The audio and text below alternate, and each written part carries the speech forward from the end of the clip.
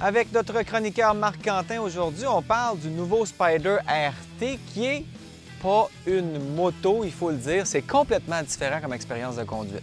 D'abord, c'est une RT, c'est du touring, c'est pas la RS, c'est pas la sportive, plus lourde et surtout mieux protégée derrière l'énorme pare-brise avec beaucoup plus d'espace de rangement, donc une machine beaucoup plus orientée vers le tourisme. On a aussi travaillé le moteur pour faire un petit peu plus de couple. On le sent quand on a roulé la RS, on sent la différence avec la RT, oui. On sent surtout le poids. Effectivement. Mais c'est une machine plaisante à conduire. Pour ceux qui veulent une petite expérience de touring, on peut s'amuser là-dessus. C'est là que le débat arrive. Vous recherchez quoi comme client? Si vous recherchez les mêmes sensations que sur une motoneige, c'est l'idéal. Parce que tu es obligé de la conduire. Tu ne fais pas juste assis là, puis OK, on s'en va comme ça.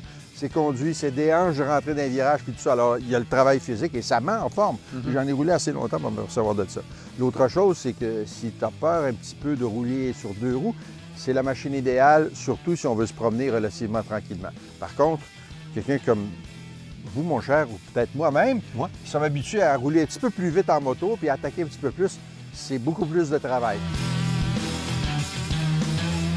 Naturellement, la beauté de la RT, c'est le confort. Et ça se voit tout de suite. Je suis bien assis. La hauteur minimale du pare-brise ici me force à regarder par-dessus. Donc, je dois bien me tenir.